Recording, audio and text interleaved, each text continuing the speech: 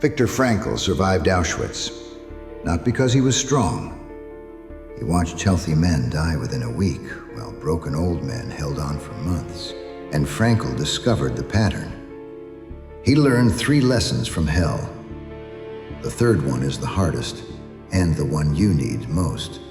This video will make you uncomfortable, might make you angry. That's the point. Frankl was a psychiatrist. The Nazis turned him into prisoner 119104. But in that hell, Frankl found one thing they couldn't kill, and it became a survival formula. First lesson looks small. A toothbrush. That's it. A man stands in the barracks of Auschwitz. Death and hunger surround him. Smoke rises from the crematorium. Tomorrow is uncertain. And he brushes his teeth. Others laugh. Why bother? They'll fall out from scurvy anyway. He continues. Every single night. The Nazis stripped him of everything. Family, freedom, his very name. But they couldn't take this one small decision. Brushing teeth. His choice. His alone. Epictetus taught that when you lose control of the external, you still control your response. Frankl called it logos, the will to meaning that no one can steal.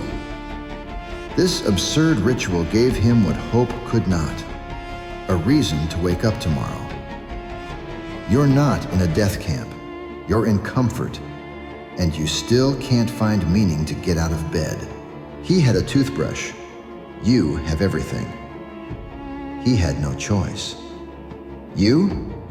Too many choices, 0 meaning. That's your prison. Choose one ritual tonight.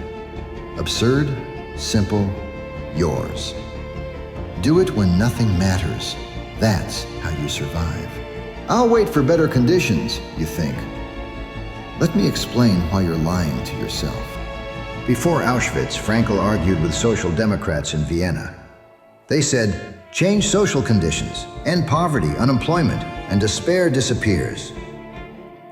Frankl answered, a coward will remain a coward, even under socialism. Change the scenery. The soul develops by its own laws. You think, I'm not strong enough yet. I need better conditions. Then I'll be ready. Self-deception. You either choose strength now or stay weak. Frankl saw it in the camp. Conditions, hell. Some had inner strength. They chose it every day, every moment. You're waiting for the right time. Better job, less stress, more money. Then you'll be strong. Lie. Strength isn't given by conditions. It's built by choice. You make the right choice, hard choice, your spirit grows.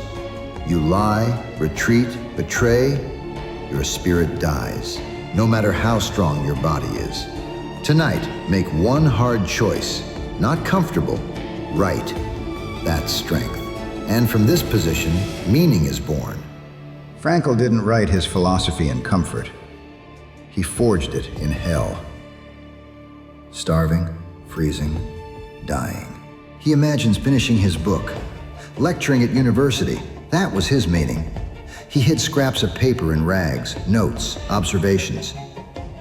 Guards found them, burned them. He started again. Modern society suffers from existential emptiness. We wait for meaning to find us, for inspiration, for the perfect moment. We fear risk, though no one's threatening our lives. We could stand up and act, but we wait. He hid paper scraps in rags. You have a laptop.